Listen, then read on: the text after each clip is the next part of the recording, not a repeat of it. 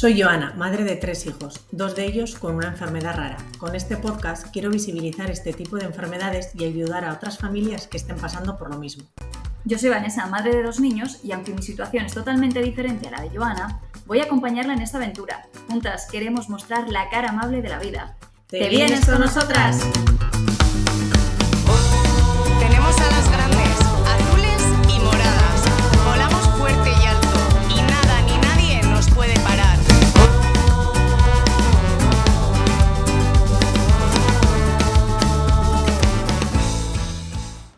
Hola otra vez, de nuevo, en la cara amable de la vida, y esta vez en un episodio de estos que te generan como 2 sentimientos contrapuestos. El primer sentimiento era de pena, porque es el último episodio de la segunda temporada de la cara amable de la vida y no queríamos que llegara.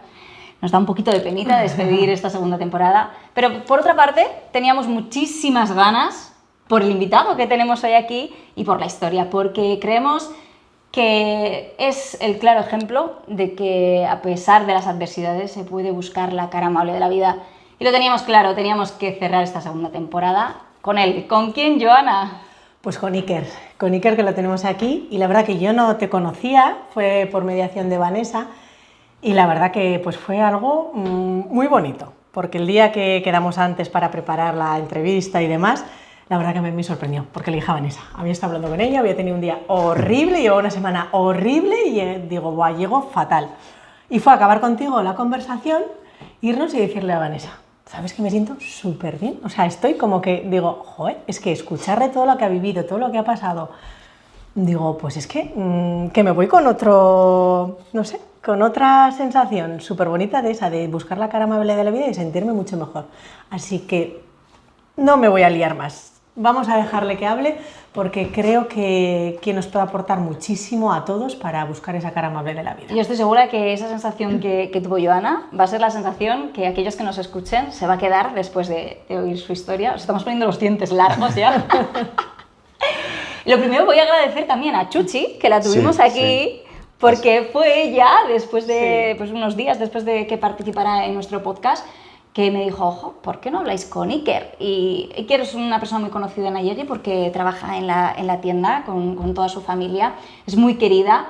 Y yo, que le conocía y tenía algo de idea de lo que podía tener, sabía que había tenido alguna enfermedad, que lo había pasado un poco mal, pero hasta que no nos sentamos a hablar con él no me di cuenta de la fortaleza que tiene.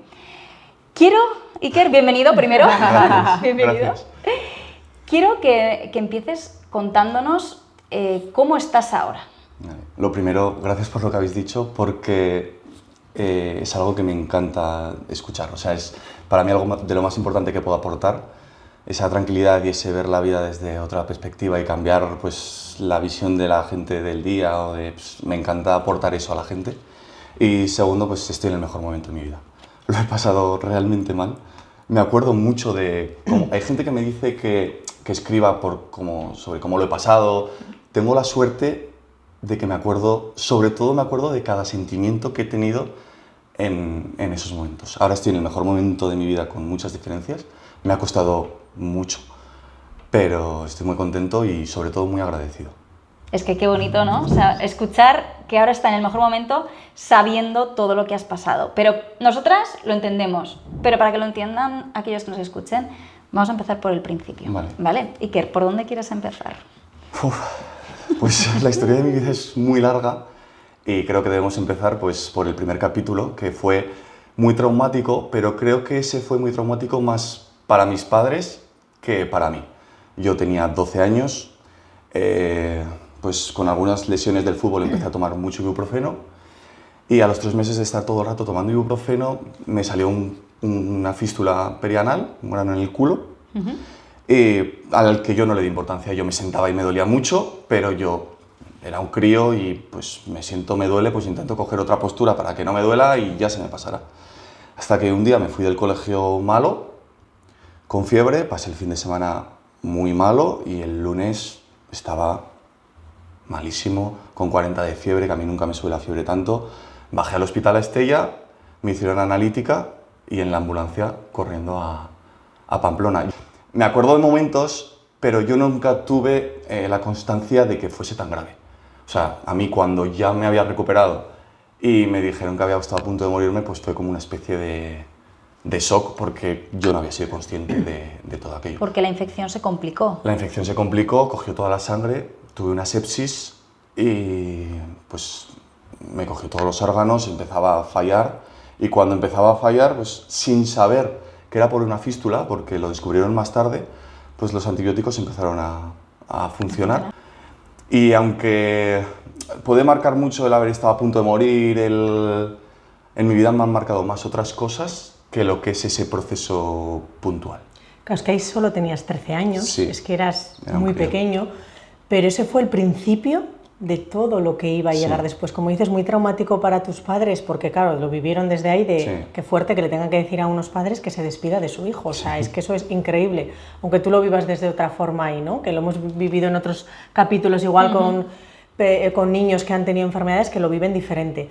Pero es que, como decía, eso es el principio de cuál es el siguiente paso, cuál es ese otro El diagnóstico. el segundo si- capítulo. Segundo el capítulo. siguiente paso, salí del hospital con 13 años y pues mi mayor ilusión era jugar al fútbol. Y enseguida lo que empecé a hacer es, mi padre encima del entrenador, yo enseguida empecé a jugar al fútbol. Nada, no tardé, en cuanto empecé a ver que podía ir, pues hacía las cosas a mi ritmo, pero enseguida empecé a ir.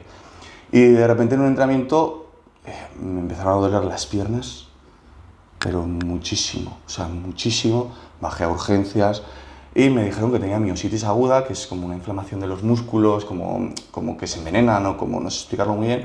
Y aquello me supuso más trauma porque me plantearon que igual no podía hacer deporte nunca más. Claro, con 13 años, que tu ilusión es el deporte, te plantean que no puedes hacer deporte nunca más, para mí fue mucho más traumático ese momento Claro. que todo lo anterior. Por suerte, pues no fue más allá y enseguida se solucionó. Eso fue al mes o 2 meses de salir del hospital y luego me pasó otra vez que después de hacer ejercicio fui al baño y meas y todo sangre. Claro, todo rojo, te asustas. Luego ahora ya si me sangre no me asusto más, pero la primera vez te asustas muchísimo, te vuelven a ingresar, te hacen a ver por qué es, me detectan una enfermedad que la verdad nunca más me ha dado problemas. La enfermedad de Berger se llama, también es autoinmune. Nunca más me ha dado problemas y sí que he ido al nefrólogo una vez al año para que miraría, pero para mí era ir, decirle cómo estaba, que estaba bien y... ¿Qué te producía esa enfermedad? Cuando tienes infección te hace mear sangre, que es lo que me pasó en ese momento. Aquel fue el momento más agudo y después nunca he tenido problemas con ello. Con 13 años te pasó la primera etapa, esto más o menos 16, una cosa así tendrías. Todo esto tenía 13 años. Tenías 13 años. Luego Vale. con 16, pues de repente empecé a ir al baño muchísimas veces. Cuando hablo de muchísimas, hablo de que son más de 40 al día. O sea, es muchísimas. O sea, es vivir. Cuando yo tenía brotes, no iba 6 veces, 7... No, Sí, no es una descomposición al uso que podemos tener cualquiera yo o lo iba- que sea. Yo hablo con los demás y los demás no solían tener esos... O sea, hay gente que se estriña, hay gente que... Yo iba más de 40 veces al baño. O sea, de hecho las contaba porque, no sé, si a un día tenía 45 y al día siguiente tenía 39, era como que ya estoy un poco He mejor. mejorado, he mejorado 39. Sí, ya estoy un poco mejor. Era un poco como ese paso hacia adelante que querías dar. Y pues con 16 años, recuerdo que empecé, yo pensaba que era una gastroenteritis. Vi que duraba demasiado, me ingresan en el hospital, me hacen una colonoscopia y recibo el diagnóstico muy rápido, que es una enfermedad que hay gente que cuesta mucho en diagnosticar. Yo lo recibí en la primera colonoscopia, me dicen que tengo enfermedad de Crohn. Recuerdo mi primer impulso cuando, claro, tienes 16 años y te diagnostican una enfermedad que desconoces en absoluto y te dicen que es crónica y que es para toda la vida. Mi primer pensamiento lo recuerdo perfectamente y fue ¿por qué yo? Que creo que es algo que mucha gente se pregunta y es la primera pregunta que se hace, ¿y por qué yo? Recuerdo que estaba con mi padre y con mi madre y mi padre enseguida me cortó el pensamiento y me dijo, Iker, pero tú has mirado a tu alrededor, todo el mundo tiene problemas, o sea, todo el mundo tiene problemas. A ti te ha tocado y tienes que aprender a gestionarlo de la mejor manera posible. Yo intentaba gestionarlo, intentaba no renunciar a las cosas, porque he sido más de no renunciar y que de decir estoy cansado, me quedo en casa. O... Yo sabía que mi cabeza estaba mejor socializando, estando con gente, haciendo vida lo más normal posible, que estando en mi casa, ahí estoy mal, ahí no me ayudaba, no me ayudaba. Porque además era una etapa plena adolescencia, Sí. que supongo que aunque las palabras de tu padre se te quedan aquí clavadas, yo creo que algunos miedos también te saldrían, ¿no? ¿Cuáles eran los miedos que tenías ahí presentes, si te acuerdas? Porque igual la primera etapa de los 13 años no la tienes muy clara, pero igual a los 16 años ya eres más consciente de que estás enfermo, de que vas al baño muchas veces y tendrías algún miedo que Quizás recuerdes. a los 16 no tuve tantos miedos, o sea, me limitaba a adaptarme, yo me adaptaba a mi enfermedad, cuando me venía pues me adaptaba lo mejor posible, intentaba sacarle el máximo provecho a las veces que estaba bien. Los miedos quizás empezaron un poco más adelante, porque yo veía mucho a gente, por ejemplo, veía con bolsa, yo era un miedo que siempre tenía, el llevar bolsa, y luego se dice muchas veces que no hay que anticiparse al problema, que hay que afrontarlo como venga, y a mí me cuesta. O sea, yo estoy vivo y estoy en la situación en la que estoy porque durante toda mi vida me he anticipado a los problemas. Me he escuchado a mi cuerpo, he visto lo que iba a pasar, he visto por dónde podía salir, he visto las posibles soluciones, los posibles problemas, y he intentado afrontarlos antes de que ocurriese. Yo recuerdo que me encontraba, o sea, si ya de por sí no tienes energía, me encontraba extremadamente cansado antes de caer en brote. Yo le llamaba al médico en Estella y pues, no tuve suerte y no me hacía demasiado caso. No me cogía el teléfono, no me atendía cuando era necesario y ya solo me atendía cuando estaba en brote. En uno de estos procesos caigo en brote y me dice, Iker, o sea, el Infliximab, que es la primera que me pusieron, ha fracasado, pero te lo ponemos cada mes, vamos a intentar doblar la dosis a ver si mejoramos. Y fue una decisión. Siempre en mi enfermedad las decisiones han sido, o sea, tengo la suerte de que he sido parte siempre de las decisiones. No las he tomado nunca solo, pero siempre he sido parte de las decisiones. Para mí era algo muy importante, era mi cuerpo, yo me escuchaba, yo sabía por dónde iban los tiros, yo sabía lo que estaba funcionando, lo que no estaba funcionando. No ser parte de mi enfermedad habría supuesto un problema que no estaría como estoy. Entonces él me dijo de doblar la dosis, yo acepté. Coincidió también con un cambio que puede sonar como muchas cosas de las que me han pasado, las que he pensado, las que a veces incluso he soñado, pueden parecer locos. Yo iba a la medicación y siempre me lo tomaba, para mí siempre era un día de relajación. Yo iba, había una cama, me tumbaba en la cama, estaba a las 2 horas durmiendo y yo decía, esto... Spa. Sí, esto es un lujo. Es mi día de relajación. Sí, es mi relajación. De repente un día, coincidiendo con el doblar la medicación, empecé a tomar la medicación en una silla que era incómoda, que yo no estaba a gusto, que no me sentía cómodo, que las 2 horas que eran de ir a medicación ya no se convertían en una relajación, sino se convirtieron en un estrés. Y ahí empezó a fallar, me la doblaron y a raíz de doblármela tuve una de las etapas más duras de mi vida, que fue el dolor de cabeza. Tuve 1 año y medio, todos los días, dolor de cabeza. Claro, yo llegué a esto, me cambiaron el médico de Estella me dijo que la situación le superaba, y es una de las grandes fortunas de mi vida, y me trasladaron a Pamplona. Ahí conocí a pues una de las personas más importantes de mi vida, que es Cristina. Puede parecer, o sea, hay muchas razones por las que ahora estoy bien, muchas razones, soy muy afortunado. Yo miro mi enfermedad y no la miro con frustración, no la miro con rencor, o no la miro sino al revés, creo que me ha aportado muchas cosas, me ha aportado personas increíbles, y una de estas personas es Cristina. Yo con cualquier otro médico no estaría como estoy. Y puede parecer como una persona, o sea, ¿qué hace? ¿Sabes? ¿Cómo puede ser una persona tan importante? ¿Qué hace una persona para ser tan importante?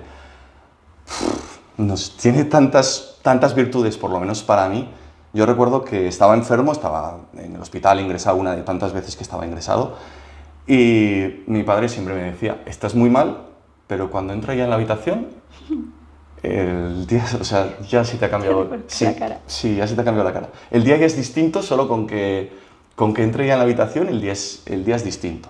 Entonces eso es una virtud, gente que te aporta, que te cambia el día solo con estar, pues ya es una virtud enorme. Luego siempre me he sentido muy escuchado, que es algo, o sea, cuando estás enfermo Que te escucha. y tú te escuchas tanto y analizas tanto la situación y le das tantas vueltas, o sea, necesitas a alguien a quien respetes, pero que te escuche, que no quiera tomar todas las decisiones porque es la autoridad y las tiene que tomar. Cristina, siendo ella quien tomaba las decisiones, yo siempre he sido partícipe de esas decisiones. Entonces, pues... Y luego hay otra parte muy importante, que es que he recibido muchísimo cariño, pero no solo de Cristina. O sea, para empezar, tengo una familia que es... Puede parecer que todo el mundo tiene una familia que le aporta mucho cariño, puede parecer que todo el mundo... mi familia es especial. O sea, es diferente. Siempre he recibido muchísimo cariño de mis padres, de mis hermanas, muchísimo apoyo en todas mis decisiones.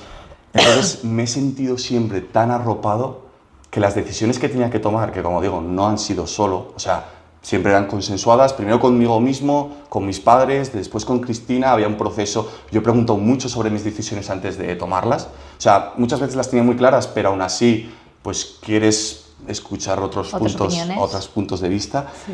Y he recibido muchísimo cariño, a la vez que, aunque no ha sido en muchas ocasiones, he recibido esas regañinas que de vez en cuando necesitas de Iker, espabila, tío. O sea, estás empezando a victimizarte, te está empezando a comer, espabila. Tanto de Cristina en alguna ocasión, como de mis padres, como de...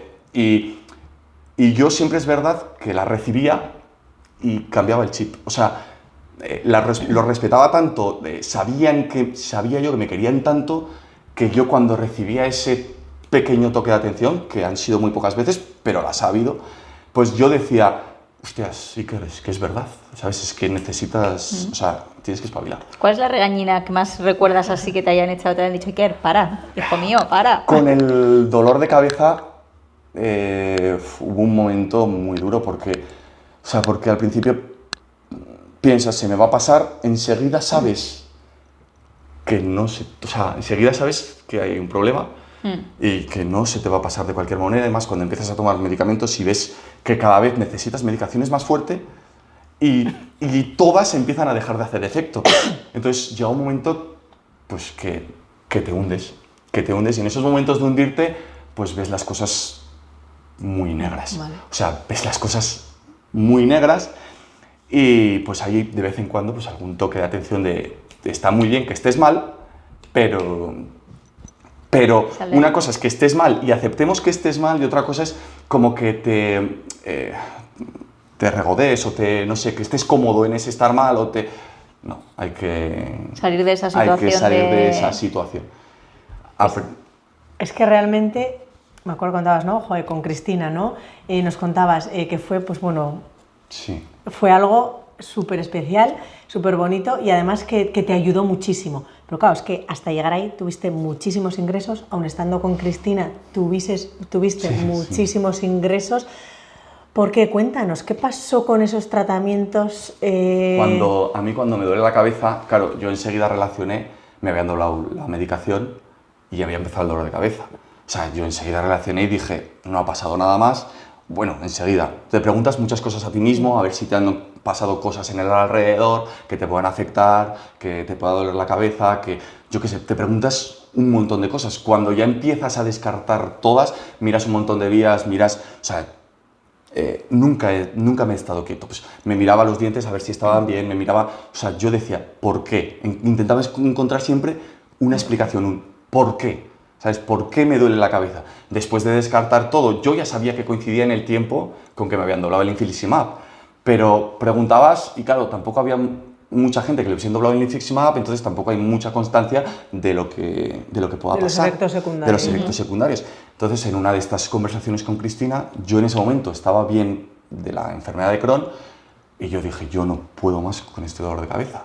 La solución que se me ocurrió fue, pues dejo el infliximab un tiempo a ver si conseguimos que se me quite este dolor de cabeza. Yo ya sabía los riesgos, sabía que estar sin medicación pues era un riesgo grande, pero siempre he estado dispuesto a asumir riesgos porque ¿de qué me servía estar bien de una cosa si estaba mal de otra? O sea, mi prioridad era estar bien, no estar bien de una cosa y estar mal de otros efectos secundarios, o yo decía, no puede ser. Pues consensuó con Cristina, dejé el infliximab y no se me quitó el dolor de cabeza y caí en brote. Entonces, pues empecé continuos brotes, continuos cambios de medicación. Yo recuerdo con el dolor de cabeza, con el Crohn, que había muchas veces que decía, que me digan que tengo lo que sea y ya lo afrontaré, pero que me digan algo, por favor. Porque esa incertidumbre de no saber lo que tienes o no saber qué va a ser de ti mañana era... se me hacía durísima. Creo que les pasa a todos los enfermos cuando hablo con ellos, cuando hablo... O sea, todo el mundo con esa incertidumbre de no sé qué me pasa, es un momento muy duro de la enfermedad. ¿Pensaste por algún momento en tirar la toalla, visto que todos esos tratamientos fallaban, seguían otro tratamiento, fallaban? ¿Hubo un momento ahí que recuerdes? Sí, he leído mucho sobre... O sea, normalmente te dicen que no leas, que no indagues, que... Yo, en lo que me interesa y en lo que me importa, me gusta estar lo más informado posible y saber lo máximo posible. Entonces, he aprendido muchas cosas en mi proceso que a mí me han servido. Una de las cosas que he aprendido es a compartir mi problema. No desde el victimismo, pero sí compartir mi problema, porque una de las cosas que he aprendido es que compartiendo mi problema siempre hay alguien que te puede ayudar de una manera u otra. O sea, siempre hay alguien que le ha pasado algo parecido, siempre hay alguien que tiene un familiar, siempre hay alguien que ha estado en una situación similar, o siempre hay alguien que le ayudó a otra persona de alguna manera. Y entonces yo compartiéndolo, aparte de que me liberaba, también estaba más cerca de encontrar una solución. Porque si te lo guardas todo para ti, te acaba consumiendo y la solución puede estar al lado tuya, aparte de desahogarte, aparte de muchas cosas, puede estar cerca tuya, pero como no estás compartiendo el problema y te lo estás guardando todo para ti, nadie te puede ayudar. Nadie te puede ayudar. Entonces, me preguntas si alguna vez he pensado en rendirme. He leído mucho también y leí mucho sobre a los enfermos se nos suele llamar guerreros, ¿no? Qué guerrero, qué luchador, Y una vez leí un artículo que me encantó y me sentí súper identificado, porque ser un guerrero, ser un luchador, yo no estaba de acuerdo. Yo no estaba de acuerdo porque te mantienes siempre en ese proceso de que tienes que ser siempre fuerte, no puedes ser nunca vulnerable, no puedes nunca derrumbarte, y la enfermedad... Parece que tienes que tener el poder sobre el proceso que estás y ni tienes el poder, eres muy vulnerable, te derrumbas en muchos momentos. La clave está en no ahondarse en ese derrumbamiento, en no permanecer ahí, pero es necesario derrumbarse a veces, es necesario a veces decir, tengo ganas de rendirme, o sea, no quiero esta vida, no quiero estar todo el rato así. He tenido muchos momentos así. Me recuerdo meterme a la cama muchísimas veces y la pregunta que me hacía era, ¿algún día estaré bien? O sea, ¿algún día estaré bien? Entonces he tenido muchos procesos de derrumbarme, muchos momentos de pensar en rendirme, pero ahí es donde viene una de las mayores fortunas de mi vida y es mi alrededor. O sea, siempre me he apoyado muchísimo en mi alrededor. Tengo gente muy buena en mi alrededor, tengo amigos y amigas increíbles, quitando mi familia, tengo muchísima gente que me quiere y a la que quiero mucho, que siempre han estado ahí en mis momentos malos, pues han sido mi salvación, porque los he necesitado muchísimo y siempre han estado ahí. Desde muy pequeño he conocido gente muy especial, gente con mucha sensibilidad, gente que dedica su vida a ayudar a los demás. Y no me gustaría olvidarme de ninguno, pero hay gente que ha marcado mi vida desde O sea, ni siquiera cuando yo aún era consciente ni de quién era yo mismo. O sea, me acuerdo la primera vez, la primera persona, me acuerdo de José María Martínez, o sea, es la primera persona que él vio en mí, que yo ni siquiera era consciente. O sea, yo ni siquiera era consciente de mi sensibilidad, de mi manera de ser, yo ni siquiera era consciente y es la primera persona que ve algo en ti y que sin llevarte por el camino, como que te marca un camino de vida que me ha servido muchísimo para estar donde estoy, porque si no, no estaría donde estoy. Y entonces, pues he tenido, o sea, soy muy, muy, muy afortunado. Me acuerdo mucho, o sea, de hecho me acuerdo, te diría que a diario, Raquel Albero.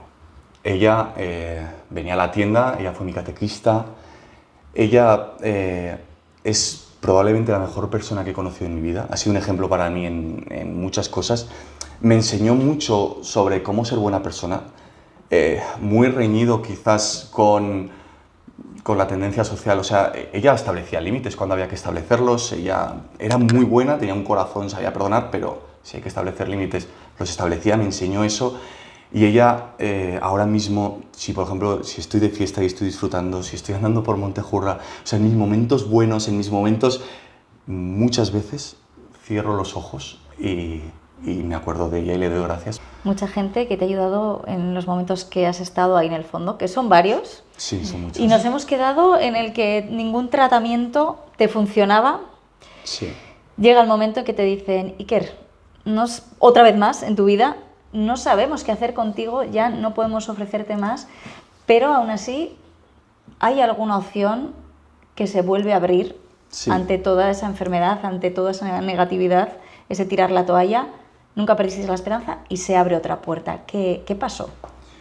Pues yo había salí del problema del dolor de cabeza porque primero conocí a Diego, que es un hombre de Puente la Reina, que estuve muy poco tiempo con él, y él no pudo ayudarme directamente, pero sí que es verdad que he aprendido mucho en esta vida de mucha gente y de él aprendí una cosa. Él enseguida me dijo, Iker, no sé. O sea, no sé, no puedo. O sea, no estoy capacitado para ayudarte, pero te voy a derivar a un amigo que es otro de mis salvadores, que es Karonjit, que él estoy seguro que te va a ayudar. Él fue el que me ayudó a quitar el dolor de cabeza. O sea, ese fue un proceso muy duro y por él he llegado a donde estoy y le agradezco en mi vida todo. Entonces, después volví a tener un proceso de muchísimo dolor de piernas. Me dolían las piernas, me dolían los brazos. Otra vez no sabes qué hacer. Otra vez dolor. El dolor te lastra muchísimo, no sabes cómo afrontarlo, no sabes cómo llevarlo. Me había pegado 18 meses con dolor de cabeza y yo decía, no puede ser otra vez. Que ahora vuelva el dolor, que no sepa por qué otra vez. Y cuándo, o sea, la pregunta es, ¿cuándo va a dejar de estar aquí? Las medicaciones ya estaban empezando todas, fracaso, entras en ensayo clínico, fracaso al ensayo clínico, te estás viendo que te quedas sin medicaciones y mi médica Cristina, que me conoce mucho, que ya sabe cómo soy, me plantea que hay en Barcelona que existe que es un autotrasplante de médula, que tiene un 50% de éxito, que lo cura. En un momento me dicen que cura el Crohn. Claro, me habían dicho que el Crohn era para siempre. Pero yo dijo, ¿esto qué es? Ella ya sabía, ella simplemente te lo mencionó. Ella me lo mencionó. Para que tú para que yo empiece a carburar. Claro, en este proceso yo no estaba bien. Yo no estaba bien del Crohn. Yo caía en brote muy seguido y en ese momento no estaba bien. Todo empieza a fallar. Claro, yo en una de estas todo empieza a fallar. Voy 1000 veces al baño, entrar en la habitación los médicos y les digo, oye, que yo quiero el autotrasplante de médula. Me dicen, no, Iker, ahora tenemos que salir de esta y luego ya hablaremos. Me plantean como alternativa ponerme la ileostomía, ponerme bolsa. Claro, siempre había sido mi mayor miedo. Yo la veía, yo me informaba, y yo decía, yo esto no lo quiero. Tenía 25 años y yo decía, yo esto no lo quiero. Claro, no me quedaba otra. O sea, recuerdo que esa fue de las que Cristina, un poco regañina, porque no la quería, pero me dijo, Iker, no hay otra solución. Te la tienes que poner. Me dijeron que iba a ser de 4 a 6 meses, me la pusieron, consistía en separarme el intestino, me separaban el ileón de la terminación final del colon, para que el objetivo era que no pasase nada por el colon y el colon descansase, a ver si por sí mismo se regeneraba. Me operan, me separan, llevo la bolsa y yo enseguida veo, muy pronto me doy cuenta de que iba 15 veces al baño aún con bolsa. Todo sangre, estaba tan inflamado que mi intestino no conseguía descansar. Iba 15 veces al baño con bolsa y yo dije, puf, ¿qué hago? Pues habían pasado 10 días, 15 días de que yo había salido del hospital, había estado un mes, que se me hizo eterno, se me hizo durísimo, y a mis padres también. Y yo le dije a Cristina, quiero hablar contigo y yo quiero esto, o sea, quiero el otro trasplante de médula. ¿Tú te habías informado ya? Yo me había informado, yo había hablado pues indagas, investigas, había hablado con una chica que había sido la primera en España en hacerse el autotrasplante de médula. Claro, es que te ves como en el momento más crítico, ¿no? Ya en esa edad un poco más adulta que tú ya eres más consciente. Ese es el peor momento de mi vida. Ese es uno de los... Ese es el peor momento de mi vida.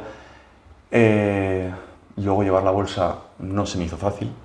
La bolsa para mí tiene dos partes. Una es, la bolsa me dio la oportunidad de estar donde estoy. O sea, si no hubiese sido por la bolsa no estaría como estoy hoy. Entonces, en una parte estoy muy agradecido a la bolsa, al proceso de la bolsa, pero sí que es verdad que el día a día con la bolsa se me hizo muy duro. O sea, creo que soy una persona que se puede hablar conmigo sobre la enfermedad, que te puedo dar un punto de vista positivo de la enfermedad, que no miro mi enfermedad ni con rencor, ni con frustración, pero sí que la bolsa sí que no la llevé lo mejor posible. O sea, la bolsa se me hizo... No soy la persona adecuada para que si te van a poner una bolsa... Eres buenos consejos. No tienes que hablar conmigo. Pero sí que hablamos, cuando quedamos, sí que dijimos que era importante, ¿no? Recalcar eso de no soy buen ejemplo, no tuve buena experiencia, pero bueno, fue gracias a la bolsa, ¿no? Sí, fue gracias a la bolsa. En ese momento de la bolsa, claro, me costaba mucho encontrar alicientes, porque estaba en mi sofá, yo seguía estando mal, porque la bolsa no había conseguido su objetivo. Yo estaba en un brote continuo. O sea, era un brote continuo, pero en mi casa, con corticoides a tope. Claro que los corticoides siempre te dicen, hay una limitación de tomar corticoides. Yo estaba todo el día con el máximo de corticoides. Estaba hinchadísimo, que no me importaba en absoluto, pero estaba hinchadísimo. Claro, los corticoides son peligrosos. Sí, Entonces, yo estaba todo el rato al máximo de corticoides. Aún así, que el corticoide te da mucha energía, yo no tenía energías, no tenía muchas ganas, también es verdad. O sea, yo ahí... Pues mi mayor aliciente pues era mi sobrina Naya, que venía a casa, yo estaba esperando el momento en el que vendría a casa, por ella me levantaba a jugar, por ella subía las escaleras, por ella las bajadas, por ella me agachaba, por ella me ayudaba a cambiarme la bolsa. Era un poco mi salvavidas en ese momento, fue ella, que muchas veces parece que los niños los tenemos ahí en segundo plano. De segundo plano. Y uno de mis salvavidas pues fue ella en ese momento. También recuerdo mucho que la gente habla mucho me han preguntado muchas veces si he ido a terapia. O sea, es una pregunta en mi vida, ¿tú has ido a terapia? ¿Tú has ido al psicólogo? Yo decía, yo no he ido nunca al psicólogo y no tengo nada en contra de los psicólogos. Pero sí que es verdad que siempre he buscado en mi vida formas de terapia. O sea, yo sabía lo que me hacía bien, sabía las personas que me hacían bien, sabía las cosas que me hacían bien, entonces yo buscaba, dentro de mis posibilidades, hacer esas cosas. Yo sabía que mi estado emocional, para ser continuamente bueno, dependía de mi estado físico. Si yo estaba sufriendo, por mucho que quieras, o sea, tienes momentos muy duros y no creo que... ya lo hablaba con mis amigos, ya lo hablaba con mis padres, ya lo hablaba, recuerdo cuando la bolsa y eso, pues por ejemplo bajaba al centro de salud con Marta, que era la médica en ese momento, bajaba todos los días y estaba con ella, o iba a la farmacia, yo hablaba con Ana, iba todos los días, ¿sabes? Eran como mi... Psicólogas. Sí, eran mi terapia. Sí, es que cada uno al final encuentra su terapia, su psicología. Eran mi terapia, o entrenaba críos y estar con los críos me evadían de todo, esa alegría que tienen, Entonces yo encontraba mis maneras de hacer terapia sin necesidad, no he tenido nunca la necesidad de ir a un psicólogo o sea, conocerme Me he analizado ¿Tanto? tantas veces, me he cuestionado tantas veces a mí mismo ¿estás actuando bien? ¿No estás actuando?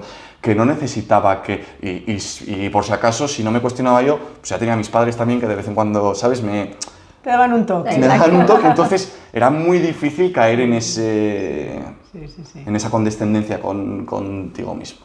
Claro, y con todo esto llegamos, como dices, a ese momento que es uno de los más críticos, con lo cual, claro, a ti te dicen la palabra autotrasplante, yo me la dicen y me suena, qué fuerte, ¿no? O sea, pero tú, sin embargo, no dudaste. Ni un segundo. No dudaste ni un segundo. Yo sabía lo que quería. Claro, yo fui a hablar con Cristina. En Navarra no había nadie en ese momento, ahora somos 2. Era el primero al que le hacían un autotrasplante de médula. Yo tenía que ir a Barcelona, pero Cristina no sabía si me iban a aceptar, no sabía cuál era el proceso. Ella, yo no tenía ni idea, pero ella tampoco es que sabría, no, y que te van a aceptar, vas a estar bien. Para ella era desconocido. ¿Era un ensayo clínico o estaba ya No, probado? estaba ya probado. Pero en Navarra no había nada.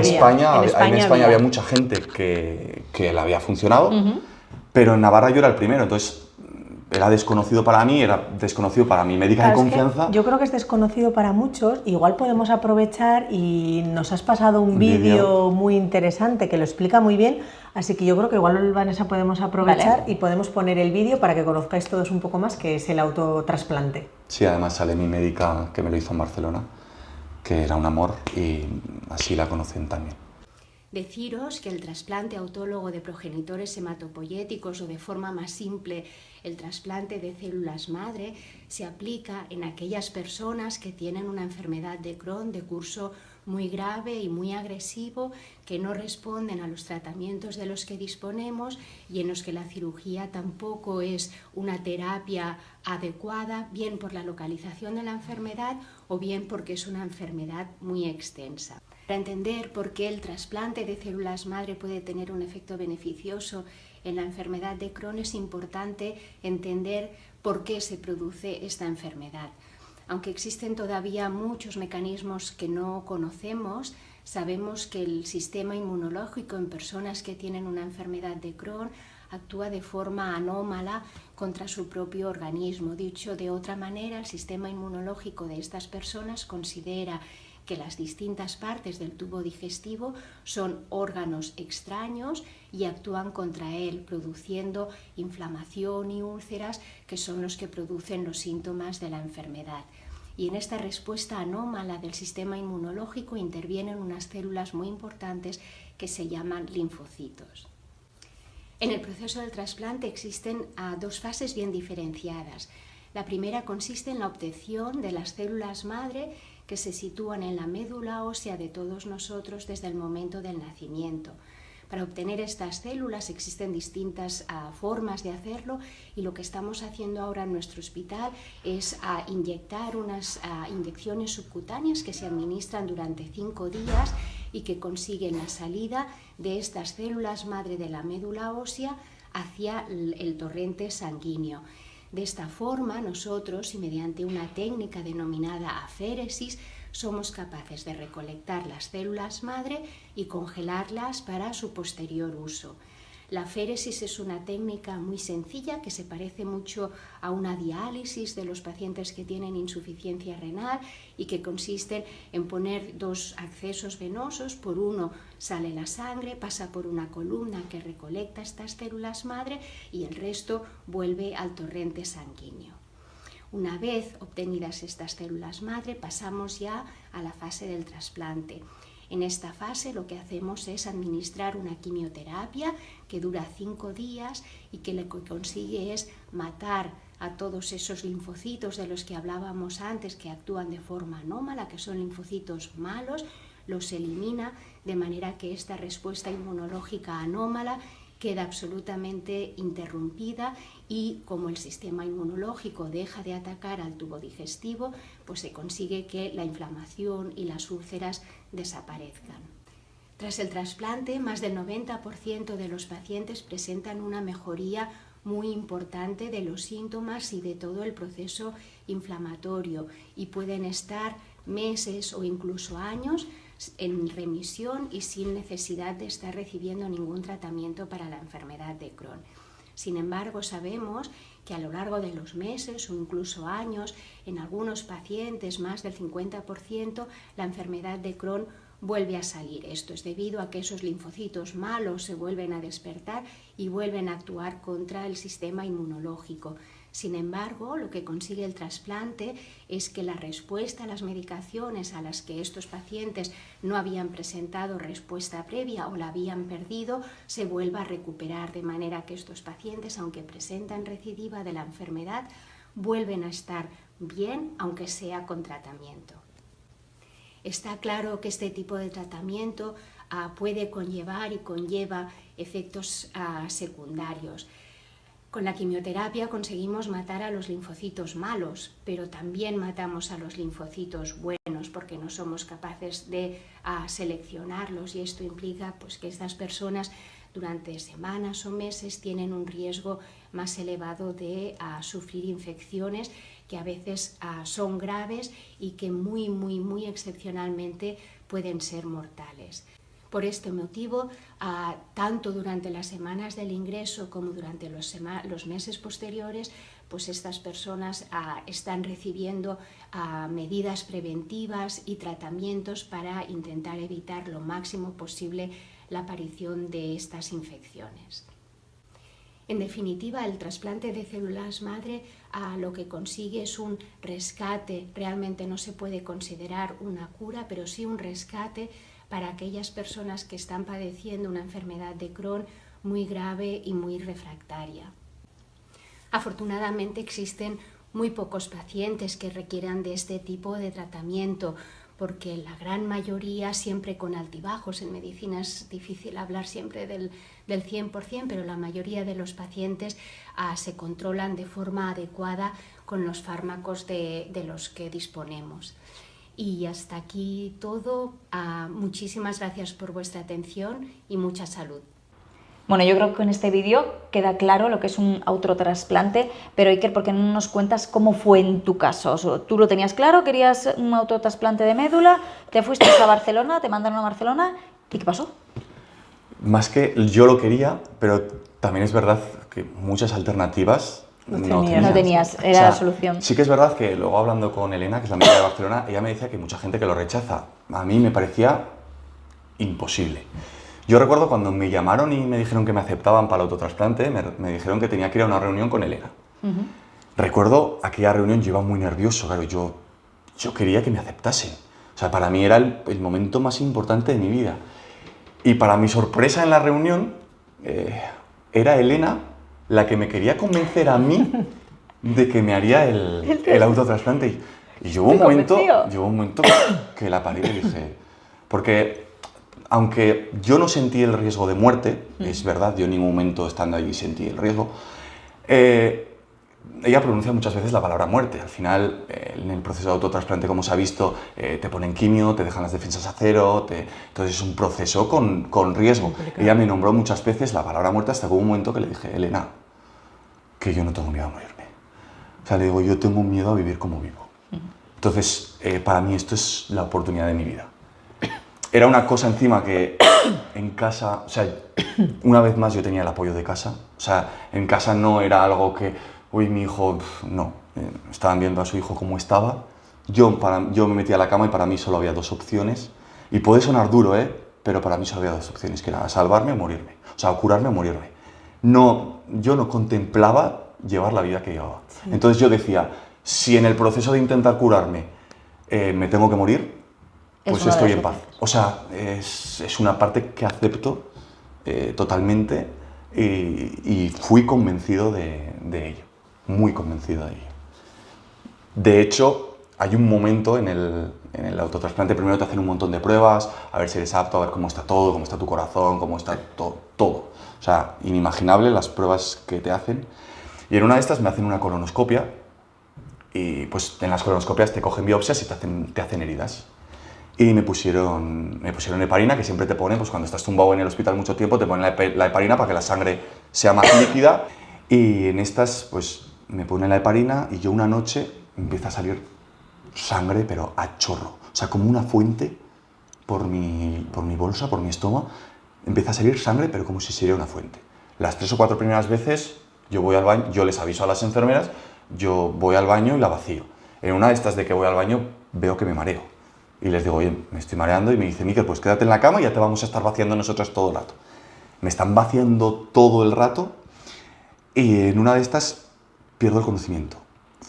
No sé si llegaría a un segundo, pero yo fui muy consciente tanto de perder el conocimiento como de la tensión que hubo a mi alrededor.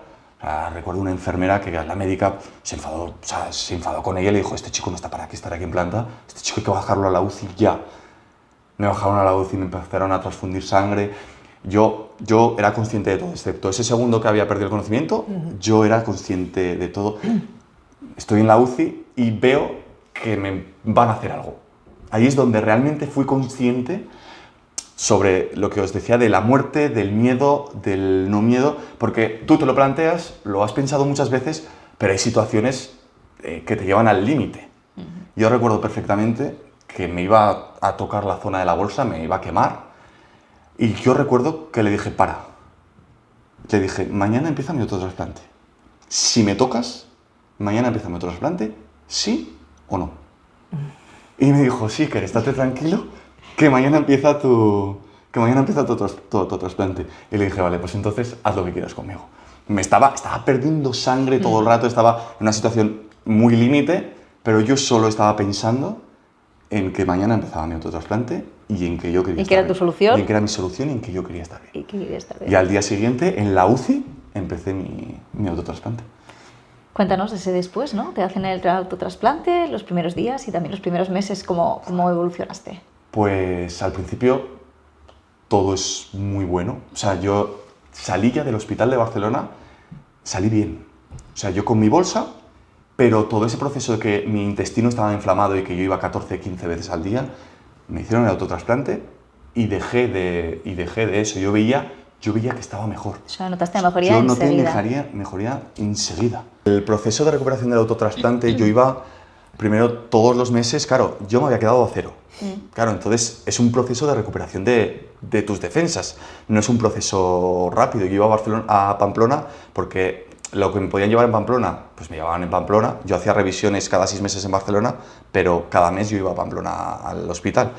Y me hacían analíticas, me decían si estaba mejorando, si no estaba mejorando, en lo que son mis defensas, Y yo ese proceso de recuperación de defensas, lo llevé, para mí fue un proceso fácil. Para mí el proceso, claro, yo estaba deseando, yo ya veía que estaba bien, yo ya tenía otro objetivo. La bolsa. La bolsa. O sea, yo ya tenía otro objetivo. Yo me habían hecho el autotrasplante en julio, y sabía que en diciembre me hacían una colonoscopia. Sabía que en diciembre me hacían una colonoscopia en la que había una valoración de cómo estaba mi intestino, que la anterior estaba hecho polvo, y había una valoración de cómo estaba mi intestino. Si mi intestino estaba bien, entrábamos ya en el cuestionarme, quitarme la bolsa. Me hicieron esa colonoscopia. Claro, yo recuerdo, yo sabía que estaba bien. Lo sentías. Yo sentía que estaba bien, pero claro, había tenido tantos fracasos en mi vida, había tenido tantos golpes, que aunque sientas que estás bien, necesitas que te lo confirmen. O sea, necesitas ir allá y que te digan, Iker, estás bien. Así fue. Fui, me hice la colonoscopia, viene Elena y me dice, Iker, ¿estás bien? Recuerdo que fue un momento, muchísima felicidad. O sea, lloré mucho y aparte de mis padres y mis hermanas, mi padre estaba ya conmigo, la primera persona que llamé fue Cristina. Yo dije, Cristina, mi colonoscopia está bien. Y me dijo, después de Navidades te opero. Claro, yo tenía unas ganas. Yo llevaba ya 1 año y medio con la bolsa. O sea, me dijeron 4 o 6 meses, llevaba 1 año y medio con la bolsa. Y en el proceso de que la tenía que llevar y no había otra salida, porque yo sabía que no había otra salida, pues más o menos la aceptas. El momento en el que sabes que puedes no llevarla, Tú quieres quitarla ya. Yo quiero quitarla. Tardó 6 meses en operarme y lo hizo gracias a que pues, otra gente pues, metió un poco baza y pues, que también estoy muy agradecido porque yo me estaba agobiando porque joder, pasaban los meses, pasaba. Yo hablaba con los médicos y les decía, por favor, ¿sabes?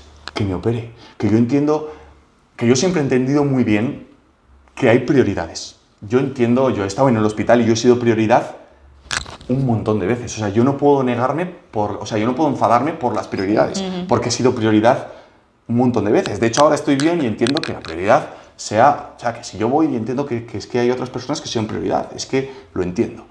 Pero yo decía, joder, con todo lo que he sufrido, ¿sabes? Que me tengan en cuenta, por Sí, favor. sí, me está diciendo que le cuesta 1 hora operarme, decía, no sé, por favor. Un hueco, por favor. Yo decía un hueco para mí. Y me encontré en un debate en el que me decían que pondría una queja. Los propios, o sea, la gente del hospital, los médicos, los enfermeros, decían, y que pon una queja. Yo decía, ¿pero cómo voy a poner yo una queja al hospital? ¿Sabes? Es que me parecía... Con todo lo que han hecho con por todo lo mí, que han Y es hecho, que te habían ayudado tanto. me han ¿no? Que ayudado como- tanto, ¿cómo voy a poner yo una queja de que no me operan? O sea, me sentía, decía, no puedo hacer eso. O sea, me decían que sí, que es lo que funciona. Sí, que pero al es- final la administración está Sí, por un lado sí, y me ellos decían están... que no sí. tiene nada que ver con el agradecimiento Sí, que tengas por no tiene nosotros. nada que ver. Pero yo me sentía, decían... Era contradictorio. Sí, era para ti. contradictorio. Para mí era contradictorio totalmente. Entonces ya llegó y me operó. Claro, yo, ingenuo de mí, yo sabía que el proceso no iba a ser fácil. Pero tampoco sabía que el inicio iba a ser tan duro. Claro, nadie te cuenta, como en muchas partes de la enfermedad, nadie te cuenta porque en realidad tampoco nadie sabe. O sea, y más cuando eres un caso tan grave, muchas veces eres el pionero Claro, no hay mucha gente que haya llevado 20 meses la bolsa como la llevaba yo.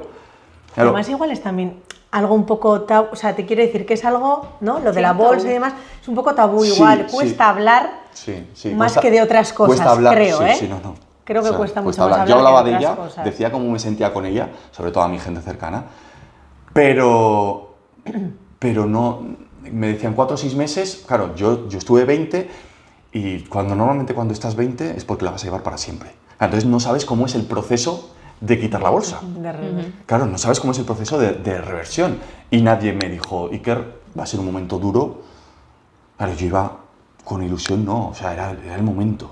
Yo decía, me operan, wow. O sea, Ya para ti Ya era el está. fin esto, Para mí ya era era, el fin. era quitártela y ya para mí era el estabas fin. como Yo nuevo. decía, me quitan la bolsa y empieza la vida. Empiezo.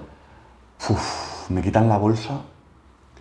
Buah, claro. Tienes que aprender. Tengo que aprender. Primero, mi cuerpo, o sea, lleva 20 meses sin utilizar el esfínter, sin utilizar el colon. O sea, no lo ha utilizado. Está, o sea, todo lo que pasa por Desactivado, ahí... digamos, Desactivado, está no como- sabe trabajar. No sabe trabajar. Yo recuerdo que tenía que llevar pañal. O sea, los primeros días de posbolsa tenía que llevar pañal. Yo recuerdo que venían las auxiliares a cambiarme el pañal y era algo súper...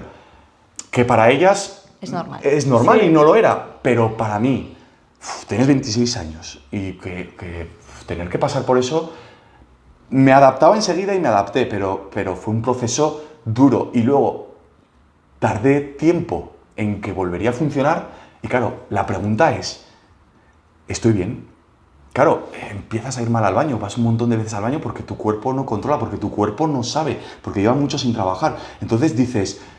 Claro, tienes mucho miedo a decir, sí, me he quitado la bolsa, pero, hostias, pero voy a estar bien. No ha sido un qué bonito, porque otra vez he tenido muchos problemas, he tenido la bolsa, el Crohn genera muchas piedras en el riñón, la bolsa genera muchas piedras en el riñón. Fue quitarme la bolsa, yo tenía ahí una cantera. Todo el rato me salían piedras, todo el rato cólicos.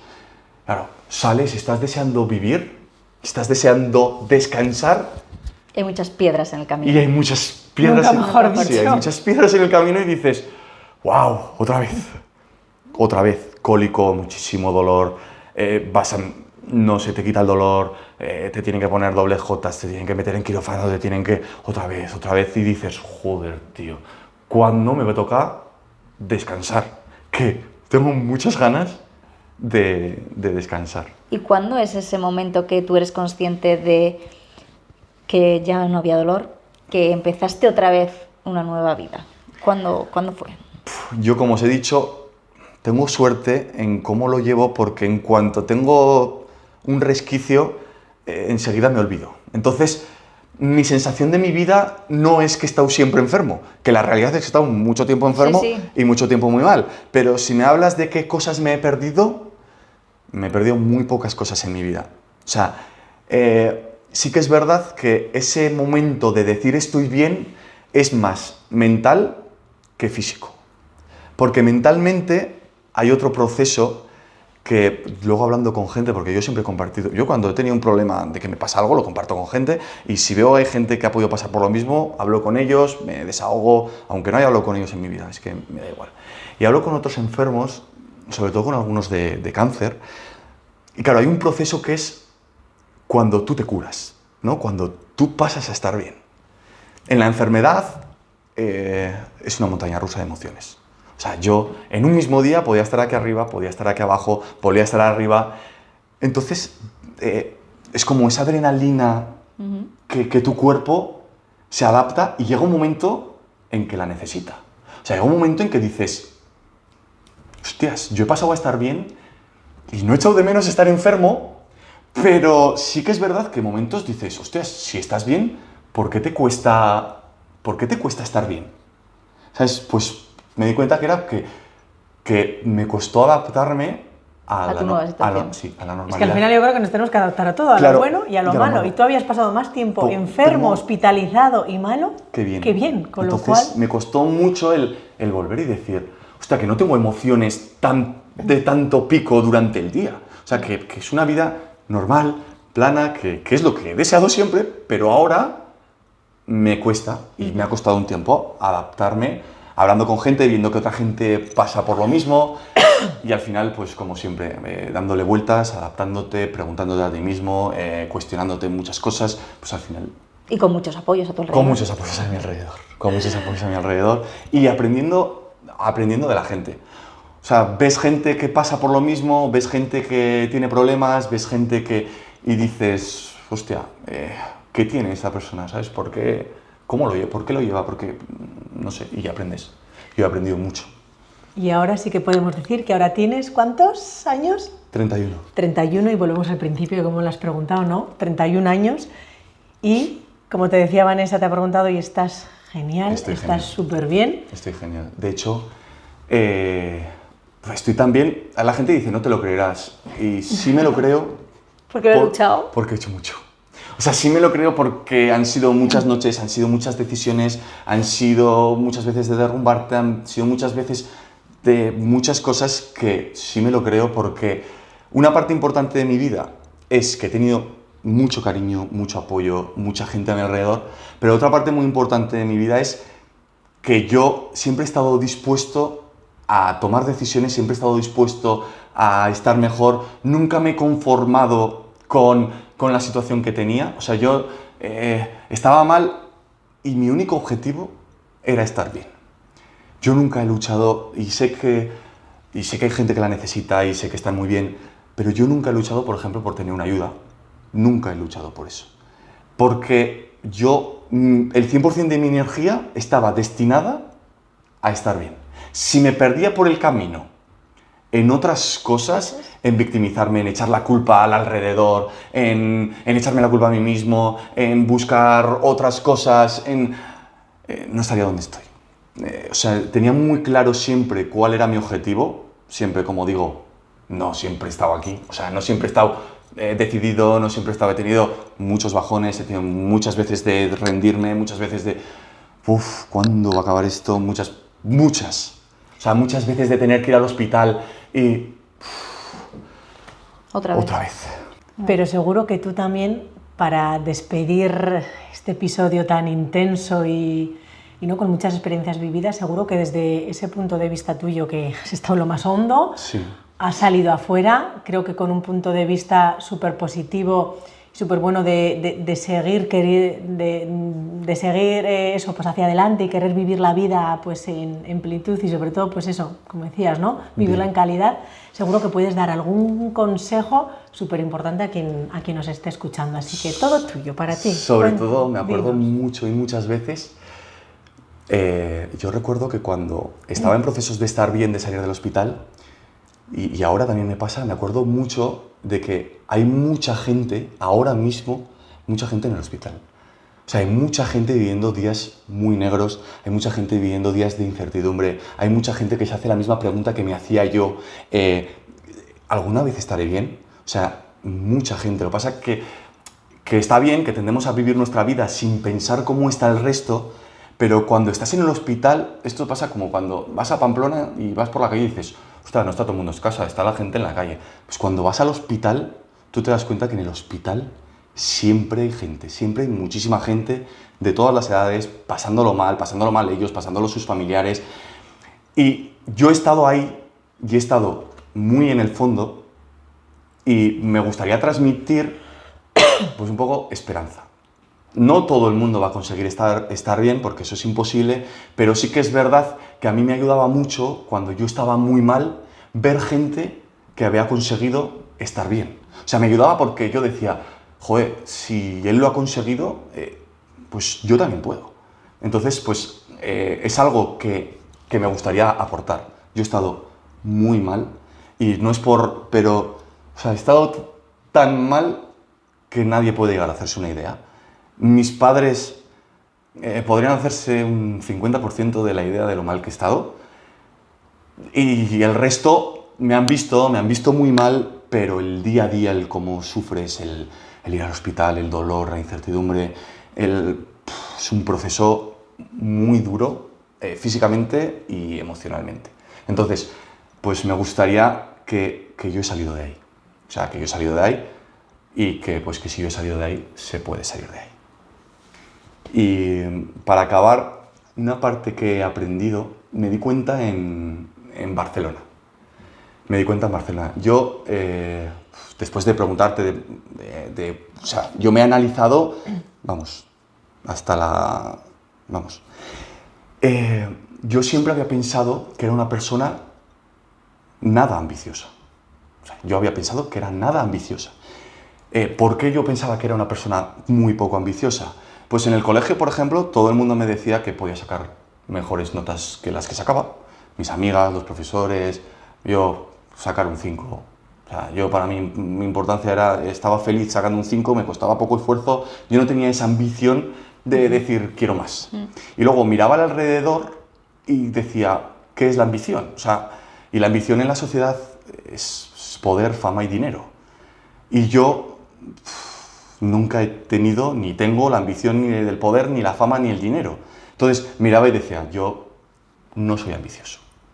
Pero estando en Barcelona, estando solo, hablando con Elena, viendo las circunstancias de la gente, me di cuenta que soy súper ambicioso. O sea, fue un descubrimiento en mí y que ahora lo llevo conmigo. Soy súper ambicioso. No soy súper ambicioso en esas cosas, pero sí que soy súper ambicioso en mi calidad de vida, sí que soy súper ambicioso en mis relaciones, sí que soy súper ambicioso en el entorno, sí que soy súper ambicioso en lo que quiero y lo que no quiero, sí que soy súper ambicioso en que si me restas energía y tengo que establecer límites, pues lo siento, pero establezco límites. Entonces me di cuenta que algo cambió, o sea, no que algo cambió dentro de mí, sino que me di cuenta de una parte de mí que había escondido durante mucho tiempo, que había visto que la tenía ahí escondida, como no soy ambicioso, y me di cuenta de que en el día a día, en las cosas que a mí me importa, que son los sentimientos y las relaciones, soy súper ambicioso. Es que la verdad que es una reflexión súper bonita, porque ojalá todos fuésemos ambiciosos en esos aspectos, que creo que son los que realmente, pues me recuerda esto también, otra frase que nos dijeron, que dijo Carol, que es que dejamos esa huella, ¿no? Entonces yo creo que esa ambición creo que es la que va a dejar huella aunque no estemos aquí, así que ojalá que todos tengamos esas ambiciones para dejar esa huella, así que muy bonita tu reflexión. Qué guay, Iker.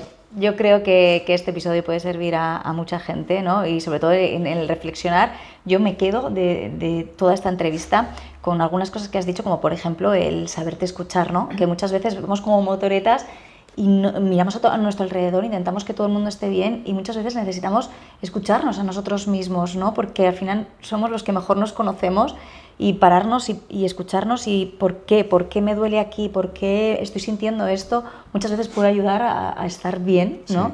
Nos puede ayudar a abrir el camino. Es importante escucharte y que te escuchen. Y que te escuchen. Sí, desde luego. Porque si, por mucho que te escuches, si no te escucha nadie, no hay nada que hacer. Y sobre todo eso también, ¿no? Me quedo con el mensaje de que tenemos que ser ambiciosos con nosotros mismos, ¿no? Sí. El dejar de pensar en, quiero ser súper famosa, quiero tener millones de seguidores, que nos sigan... No, o sea, además nosotros lo teníamos muy claro también con este podcast, o sea, nuestro objetivo no es tener millones y millones de seguidores, sino nuestro objetivo es que gente como Iker nos escriba, nos mande un audio, oye chicas, quiero participar en vuestro podcast, quiero contar mi historia para que les sirva a otras personas, y eso es la mayor ambición que podemos tener. Así que gracias, Iker, por haberlo hecho posible, y esperamos haberte ayudado de alguna manera. No sabemos muy A bien nosotros cómo. nos has ayudado seguro, es un gran aprendizaje. A mí de vosotros verdad. también. No, ya os dije que me encantan mucho vuestros podcasts, porque hacéis a la gente hablar desde el corazón. Y entonces eso me parece lo más grande. Decías que es importante escucharse y que te escuchen. Nosotros estamos ahí en ese lado, así que cuando lo necesites, si vuelves a tener recaídas en alguna cosa... No, espero que no. Espero que no. No. Pero aquí estaremos. Estoy convencido de Pero eso. podemos escuchar sin Pero podemos recaídas, escuchar. echar café sin recaídas. Eso es. Así que Para nada, hablar de la vida. Para hablar de la vida, vida. eso es. Y aquí seguiremos. Queríamos cerrar este episodio de una manera especial, queríamos hacerlo contigo, Iker, porque creemos que eres claro ejemplo de que se puede buscar la cara amable de la vida, aunque haya mucha oscuridad a tu alrededor. Y no queremos olvidar a todas esas personas que han pasado por esta segunda temporada, así que si nos dejas, antes de finalizar contigo, vamos a hacer un pequeño repaso, ¿no, Joana? De todos aquellos que han pasado, vamos a leerlos. Sí, que no nos queremos olvidemos. dejar a nadie. Eso es. El primer episodio que estuvimos en La Icastola con las andereños, con Alex también, que hablamos de inclusión en las aulas, terapias con toda la gente, ¿no? Sí. Con quien estuviste. Sí, importante en nuestro día a día, en que nos ayudan a todos, como tú bien decías también, ¿no? Todos los que nos acompañan, terapias, médicos, etcétera. Con Carol, que también nos habló de Sergio, de su marido que había fallecido y que también le dejó un legado muy grande, que le decía que tenía que vivir la vida, que tenía que seguir para adelante. Con Marian Isuriñe en Madrid, que pues bueno, ella junto con otras son madres y personas que nos han marcado. Que me han marcado muchísimo porque pues también han visto la cara amable de la vida, en ellas cuentan. Personas que tú también conoces de cerca, a Iñaki, a Maider, que también mandamos un beso muy fuerte porque últimamente pues tampoco lo están pasando muy bien. Irai, que hablamos de autismo con él. Estuvimos hablando también con Ana, con Ivana, que no nos la queremos dejar olvidadas. Con Teresa, que también tiene un peque y ella también fue diagnosticada en adulto. Paula, que es de la Asociación Navarra de Autismo, que también nos habló mucho de este tema. Más cosas que hemos hablado. Alguien más cercano a Algo ti, más cercano. que ahí eso costó también un poquito más igual el hablar, con Rosa, con Saray, con tu cuñada Josefi. Con los bomberos, que nos fuimos a Bilbao. Que fue una experiencia diferente, que nos lo pasamos muy bien. Nuestros hijos también, que se divirtieron y se lo pasaron genial en el parque. Nosotras también, vistiéndonos de bombero, comprobando que es un trabajo muy duro, que pesan muchísimo esos trajes y que además con esos grados que hay ahí, que cuando hay un fuego que encima tienen que tener todo ese peso y ese calor, pues que merecen también que les aplaudamos su trabajo. Y contigo también, estuvimos en el último episodio antes de este, hablando de la enfermedad de Batten, hablando de tus hijos, de tu situación, así que gracias a ti también. Gracias a ti. Gracias, Iker. A vosotras. Y nada más, a los que nos estáis escuchando, a esos seguidores que decíamos que hay gente que está esperando a que salga un episodio nuevo para ver qué contamos, pues que volveremos. Eso es, que tengáis un verano maravilloso y volveremos. A la vuelta estaremos aquí. Pues nada, en septiembre volvemos a contactar, vamos a estar tranquilas, relajadas, vamos a tomarnos el verano para disfrutar, que también la vida va de eso, ¿no? De disfrutar un poquito de los buenos momentos, del calorcito del verano, de la familia. Y nos volvemos a encontrar en septiembre. Que paséis buen verano. Muchas gracias. Hasta luego.